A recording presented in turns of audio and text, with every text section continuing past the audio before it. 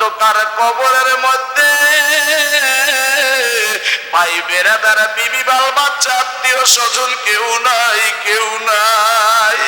সবাই সবার ঘরে যায় বাতি জ্বালাইবে। তোমার গুনার কারণে তোমার কবরের মধ্যে আযাব শুরু হয়ে যাইবে। মুনকার নাকির ফেরেশতা মার রব্বুকা মান দীনুকা মান নাবিয়ুকা প্রশ্ন করবে। তিনটা এক না প্রশ্নের জবাব দিতে পারবা না যদি নাফরমান হইয়া কবরে যাও। আরে হিসাব দিতে না পারলে, জবাব দিতে না পারলে, আরে গুরু যদি পিটা পিটি অন্ধকার কবরের ভিতরে শুরু হয়ে যাবে। জাহান্নামের ভিতর থেকে ধাউ ধাউ করে তোমার আমার কবরের ভিতরে আগুন আইসা পড়িয়া যাইবে। সাপে কামড়ে কামড়ে শুরু করিয়া দিবে। এই বাইরে কিসের আওয়াজ পাওয়া গেল?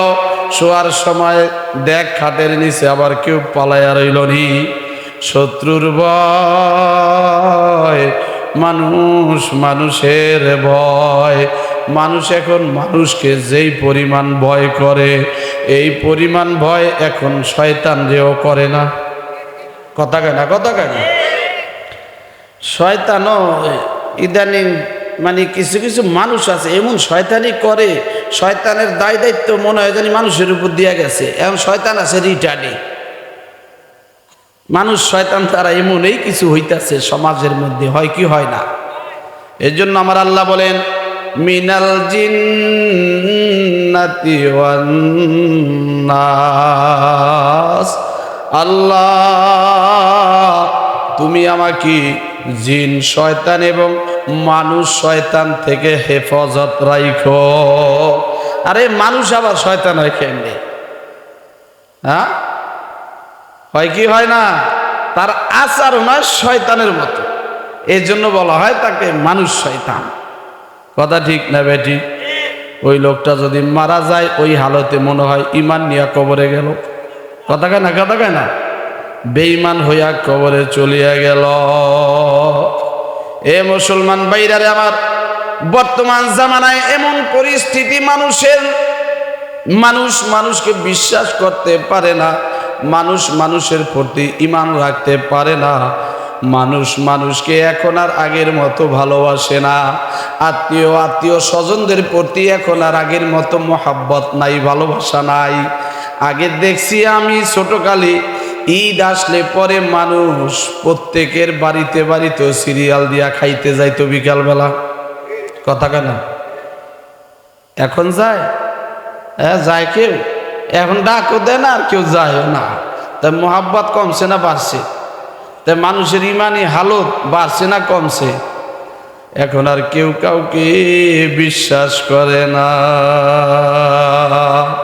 এই আপনারা যারা একটু বয়োবৃদ্ধ মানুষ আছেন, আমি জানতে চাই আপনাদের বাপ দাদার বিয়ে, আপনাদের অনেকের মুরব্বীরা আছেন যাদের বিয়ের কোনো কাবিন নামা নাই, ঠিক কি না?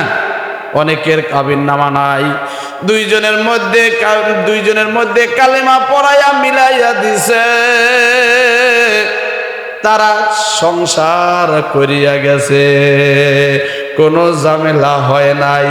আর এখন 10টা কাবিন রেজিস্ট্রি যদি করে, দেখা যায় কাবিন রেজিস্ট্রি ভাঙ্গা চুরিয়া 4টার মা 3টার বাবার সঙ্গে উড়াল দেয়, ঠিক না বেটা? আপনাদের এদিকে নাও থাকতে পারে, আমাদের এদিকে বহুত আছে। আপনাদের এদিকের কথা কই না, এদিকে সবাই আল্লাহর ওলি ঘরে ঘরে। এ মুসলমান ভাইরারে আমার, আমি কোরআনুল কারীম থেকে আয়াত কারিমা তেলাওয়াত করেছি, ইন্নামাল মুসলিমুনা ইখওয়াতুন ফাআসলিহু বাইনা আখাওয়াইকুম। নিশ্চয় মুসলমান মুসলমানের কি? জোরে কোন। হ্যাঁ, আপন ভাই ভাই না, বর্তমান মুসলমান মুসলমানের ভাই। কথা ঠিক নেই? আরে মিয়া, এমনও আছে আমার এলাকার কথা কই, ছেলেকে সুন্নাতে খাতনার অনুষ্ঠান বা মেয়ের বিবাহের অনুষ্ঠান, ভাই ভাইকে দাওয়াত দেয় না কিন্তু দলের বাইরে দাওয়াত দেয়।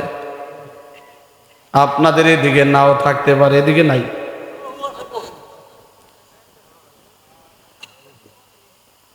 বাবা, দলের ভাই মইরা গেলে বহুত ভাই পাইবা, আপন ভাই মইরা গেলে রক্তের সম্পর্কের ভাই পাইবা না।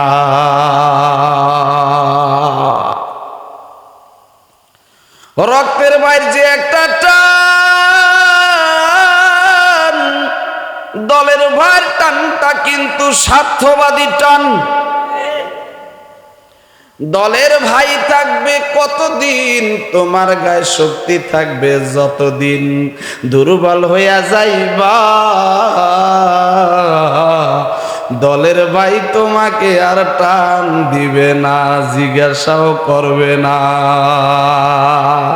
তোমার গায়ে যতদিন রক্ত আছে, তোমার গায়ে যতদিন শক্তি আছে, অতদিন পর্যন্ত তুমি তাদের ডাকে সাড়া দিতে পারবা, মিছিল মিটিংয়ে যাইতে পারবা। ওই কয়দিনেই তোমার দাম আছে। দুর্বল হইয়া বিছানায় পড়ে গেছ, তোমাকে আর জিগাইবে না। ঠিক না বেঠিক?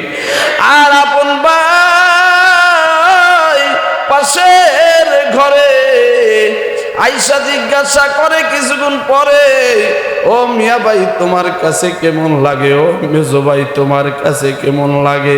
তার ছেলেগুলারে ডাক দিয়া কয়, তোর বাবা এতগুলা সম্পদ করছে, একটু ডাক্তারের কাছে নিয়ে যাস না কে?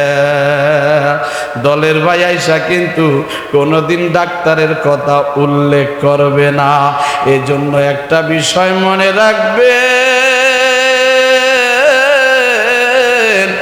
মুসলমান মুসলমানের ভাই নবী বলেন, কিন্তু আমাদের অবস্থাটা ভাই তো ভাইয়ের মতো না। বইনে যদি আসে বাইরে, তোর দুলা বাইরে বড় কষ্টে আছি, বিদেশ থেকে ফেরত আইছে, বাপের কাইল্লা 10 কাঠা জমিনে যদি ভাগে পাই, তোরা রাইকা টাকাটা দিয়া দে, আমরা ভালোভাবে একটু চলতে পারবো, তোর দুলাভাই একটু ব্যবসা বাণিজ্য করতে পারবো। ভাই এমন টেরে করে চোখ ঘুরে আসায়া সম্পদ দিতে পারবি, দিতে পারো, সমস্যা নাই, কিন্তু এই বাড়িতে আর কোনোদিন জায়গা নাই। এ মুসলমান ভাইরা রে আমার, তুমি কেমন ভাই? তোমার বোনের সঙ্গে সম্পর্ক হবে, তোমার রক্তের সম্পর্ক, তোমার বোনের সঙ্গে সম্পর্ক তো এই সম্পদের সম্পর্ক না। তোমার সেই সম্পদ বাবা মা তুইয়াও যাইতে পারে, অনেকের নাই। তুমি কি তাই বলে বোনকে কি তুমি পরিচয় দিবা না? বোনের সঙ্গে সম্পর্ক কিন্তু সম্পদের না, বোনের সঙ্গে সম্পর্ক হবে আত্মার রক্তের। কথা ঠিক না বেঠিক? বইনের ঠকাইয়া, বইনের ঠকাইয়া, ফুপুরে ঠকাইয়া, বর্তমান সমাজে ফুপুরে ঠকাই না লোক, বইনের ঠকাই না লোক, ঠিক মতো জমির বুঝ দেয় না তাদেরকে। তুমি যদি 112 হজ করিয়া হাজি হও, তুমি যদি বড় বক্তা হও, তক্তা খুললে লাইব কবরের ভিতর।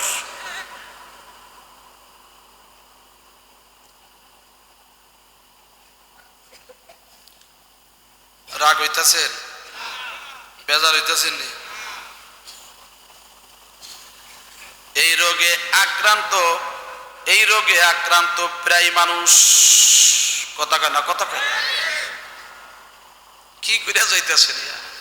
খবরে তো রওনা করছেন, কি লইয়া যাইতেছেন? এটা এটা এটা মানে প্রায় মানুষ এমন পরিস্থিতি, এরা মনেই করে না যে বইনের হক, যে বইনের বুঝাই দিতে এটা যে কোরআনে আছে, এটা এরা বোঝেই না, বোঝেই না। সারা জীবন বন নিঃশ্বাস ছাড়ে এই সম্পদের জন্য। এই বইয়ের একটা নিঃশ্বাসে তোমার জীবন শেষ। মনে রাখবা, অসহায় বোনকে তুমি কষ্ট দিতেছ, অসহায় বোনকে তুমি এরকম দুর্নীতি করতেছ, বোনের সঙ্গে বোনের সম্পদ মাইরা খাইয়া উষা উষা কথা কর মুসল্লি সাজ দাও, চাইরানার কাজেও লাগবে না, চাইরানার কাজেও লাগবে না। ফুপুর হক নষ্ট করিয়া তুমি বড় বড় কথা বলো, চাইরানার কাজেও লাগবে না তোমার ইবাদত বন্দিগিরি।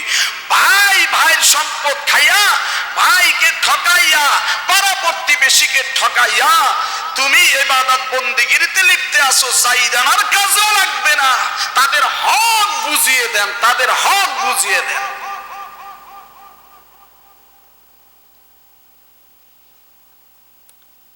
এখন তো বুঝবেন না, কবরে গেলে বুঝবেন, যে সময় বুঝবেন কোনো কাজে আসবে না। ঠিক না বে ঠিক?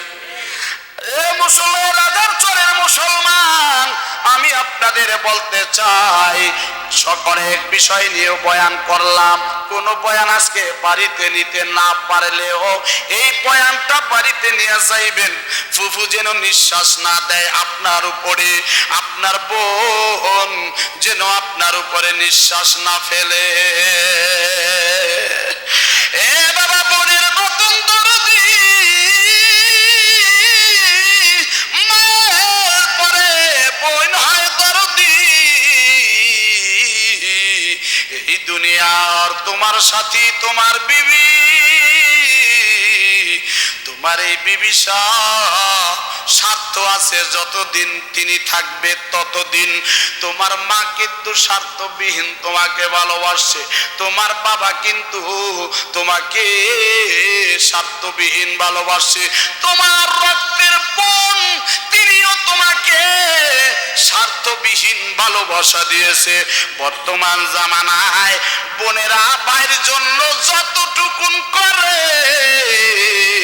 10 ভাগের 1 ভাগ ভাইরা বোনের জন্য সেই পরিমাণ করে না। ঠিক না বেঠি? মানুষকে মানুষ মনে করে না।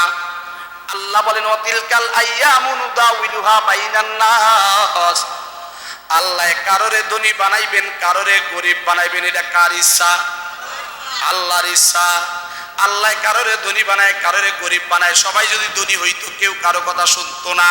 কারোরে গরিব বানায়, দেখবেন ধনীরা গরিবের উপর অত্যাচার করে, গরিবরা ঠিক মতো ধনীরা গরিবদের হক আদায় করে না। তোমার বাড়িতে কাজে নিয়েছো, তোমার জমিতে কাজে নিয়েছো, আল্লাহর হাবিব বলেন গাম শুকানোর আগে টাকা দিয়া দিবা। কয়জনে গাম শুকানোর আগে টাকা দিয়া দেয়? কয় বিদ্যা বাগিস বাজারে দেখা কইরো, উনি রাজারহাট বৈশা রয়েছে, রাজারহাটে দেখা ফোন দিয়েছে, কয় আমি আসি এখন ট্যাকের হাট, অথচ উনি ঘরের ভিতরে বৈশা রয়েছে। বড় আশা করিয়া ছেলে সন্তানের জন্য বাজার করতে গেছে, তুমি টাকা দিলে ওই লোকটা বাজার করবে, অথচ তুমি সারা ওই লোকটারে সারা বাজার পর ঘুরাও, সন্ধ্যার পর খালি ব্যাগটা নিয়ে বাড়িতে চলে আসে, তুমি টাকা দাও না। এই রকম ঘুরায়া তুমি এই দুনিয়াতে 1 নাম্বার মুসলমান সাজ দিবা কোনদিন হতে পারবা না। এ মুসলমান ভাইরা আমার, আল্লাহ রাব্বুল আলামিন এই দুনিয়াতে আমাদের পাঠাইছে মাওলার ইবাদত করার লাইগা, মাওলাকে রাজি খুশি করার লাইগা। আল্লাহ তাআলা কুরআনুল কারীমের মাধ্যমে যা জানাই দিয়েছেন, আদেশ করেছেন তা মানা, যা ছাড়তে বলেছেন তা ছেড়ে দেওয়া।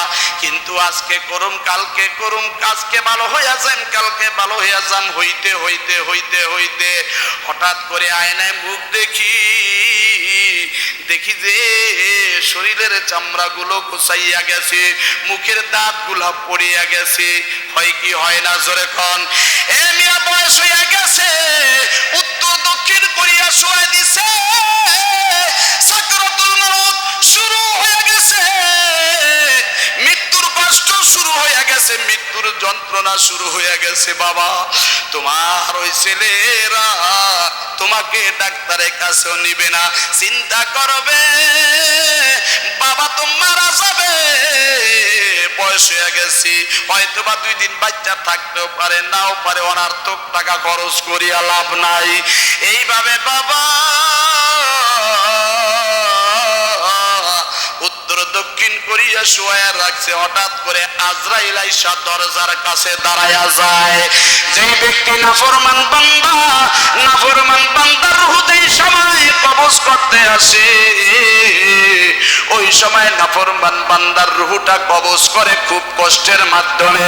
চাপ দিয়া ধরে হাড্ডি গুড্ডি গুলি ভেঙে দেয়, কেউ মাজার উপরে চাপ দিয়া ধরে হাড্ডি গুড্ডি গুলি ভেঙে দেয়, কেউ পেটের উপরে চাপ দিয়া পেটটারে পিঠের সঙ্গে মিশাইয়া দেয়, কেউ বুকের উপরে চাপ দিয়া ধরে, কেউ গলার উপরে চাপ দিয়া ধরে। নিঃশ্বাস নিতেও পারে না, ছাড়তেও পারে না। এ বাবা, ওই ভয়াবহ অবস্থা হওয়ার আগে ঈমানটারে মজবুত করিয়া লও, ঈমানটারে 1 নাম্বার করিয়া লও। বেঈমান হইয়া যদি অন্ধকার কবরে যাও, উপায় থাকবে না। নাফরমান বান্দার রূহ কবজ করার লাইগা আজরাইল আইসা তাকে অনেক কষ্ট দিয়ে রূহটা বের করবে। হযরত ইদ্রিস আলাইহিস সালাতু ওয়াস সালাম বলেন, ইদ্রিস আলাইহিস সালামের সামান্য একটু মৃত্যুর যন্ত্রণা দেওয়া হয়েছিল। ইদ্রিস আলাইহিস সালাম বলছেন, আমার মৃত্যুতে এমন কষ্ট আমি পাইছি,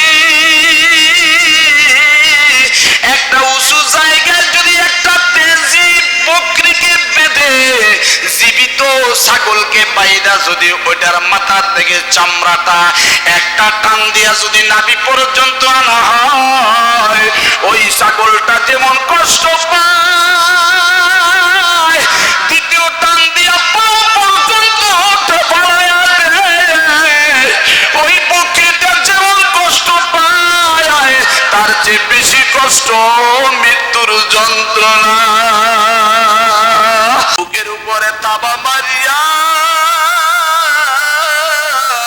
রুহুটারে কলিজাটা সিরিয়া সিরিয়া টান দিয়া বের করিয়া নিয়া যায়।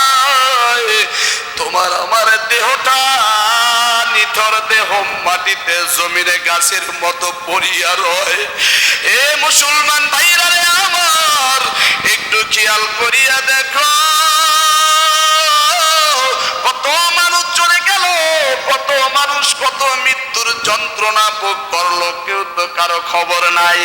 মানুষ যে কত মৃত্যুর যন্ত্রণা পায়, যদি মানুষ জানতো, অন্যের মৃত্যুর জন্য কান্নাকাটি করতো না। আহারের রুহটা বের করে নিয়ে যাওয়ার পর, এ বাবা মনটার একটু ভালো করিয়া বুঝান, তোমার আমার রুহটা যেদিনকা আজরাইল আলাইহিস সালাতু ওয়াস সালাম বের করিয়া নিয়ে যাইবে, আব্বা বলিয়া কান্নাকাটি করবে। আরে তুমি বাবা হইয়া আর কোনদিন সারা দিতে পারবা না, তোমার সন্তানগুলো এতিম হইয়া গেল, আর কোনদিন বাবা বলে ডাক দিতে পারবে না। বিবি দরজার আড়ালে আফসোস করে আর কান্দে, আল্লাহ, অল্প বয়সে আমার স্বামীটাকে তুমি নিয়ে গেলাও, আল্লাহ গো, আমার এই সন্তান এতিম সন্তানগুলো নিয়ে কিভাবে আমি একা একা থাকবো। আর দুইজনে দরাদরি করিয়া নামাইতে আসবে, ঘর থেকে বের করিয়া দিবে। জীবনের শেষ গোসল দেওয়ার জন্য মানুষ তৈরি হয়ে যাইবে, মশারি টানা বড়ই পাতা দিয়া গরম পানি করিয়া জীবনের শেষ গোসল দিয়া দিবে। জীবনের শেষ গোসল দিয়া সাদা কাফনের কাপড় দিয়া প্যাকেট করিয়া ফলাইবে, প্যাকেট করিয়া সাদা কাপড়ের মুড়াইয়া তোমাকে প্যাকেট করিয়া যেই সময় খাটের উপরে রাইখা দিবে, ওই সময়ের কথাটা একটু খেয়াল করো, তোমার লাশটা ওই সময় কেমন দেখাইবে। আহারে, সবাই সবার কাছে দাবি সারাইয়া জানাজার মাঠে নিয়ে যাইবে, জানাজা পড়াইয়া চার বিহারার পালকিতে করিয়া